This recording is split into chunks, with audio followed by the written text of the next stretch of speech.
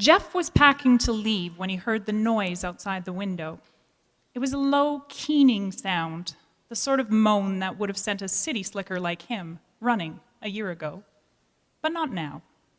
No, tonight he picked up the wooden bat next to the door and walked out onto the porch. Jeff's time in the mountains had changed him. He was far more confident in who he was nowadays. The solitude of Waterton had done that. Other changes were less certain. He was preparing to throw away a career at Cold Creek Enterprises, for one thing. And last spring, he would have had misgivings of walking out into the darkness after hearing something. Tonight, he did it without a second thought. He stood, staring out into the sooty black, waiting. The sound didn't return, but his mind was abuzz with it. Jeff replayed it over and over, subtly adding to it, filtering it, until he was certain Tucker's whine was somewhere in the remembered sound. Jeff had bought the cougar hound pup from a local rancher last spring, when the problems had begun. Cougars can be trouble around these parts, a park warden had warned him, when the bloody kill had appeared on this very porch. A dog seemed like the best way to deal with it. Jeff hadn't expected to love the long-eared mutt so much. The dog had disappeared a week ago. In the darkness, far beyond the porch's golden light, a branch broke. "Tucker?" Jeff called, his hand tightening on the bat.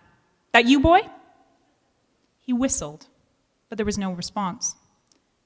Jeff turned in a slow circle, taking in the protective perimeter of porch light and the door to the house, still ajar, and the warm light of the kitchen. Uncurtained windows framed the room beyond. Jeff frowned. A year in the mountains had made him indifferent to privacy. Another branch broke, this time a little further out, nearer the garage. "Tuck?" Jeff stepped down to the yard, heart pounding. Coming here had been a lifetime opportunity. Project manager for the building of the Whitewater Lodge, the biggest hotel complex the hamlet had ever seen. Jeff wished he'd known how difficult that goal would be to accomplish. The issues had started immediately, weather putting the project weeks behind schedule. The construction crew had been outsourced from Calgary, but the men hadn't been prepared for building in extreme mountain conditions. "No one builds in the winter," the townsfolk smirked. Pipes burst. Workers quit. Still, Jeff pushed forward. And then the other things began. In the darkness, something moved. Whatever it was had circled round the far side of the garage, keeping to the shadows. The presence was uneasy, so was he. Rolling sweaty fingers over the bat's grip, Jeff moved in. This time he would know. Jeff's lifetime opportunity had turned into a nightmare. Even after the snowy weather had cleared, the troubles continued. Everything that could go wrong with the unfinished hotel had. He had opened one wing of the lodge despite misgivings. It was a disaster. Balancing that small section of rooms while finishing the remaining two wings was impossible. He'd borrowed money to finish, but the loan wasn't nearly enough. The rest of the town ran as if it was still 1950. The townsfolk didn't like him, didn't want him here. Warden Grant McNeely had blamed a cougar for the dead animal on his porch.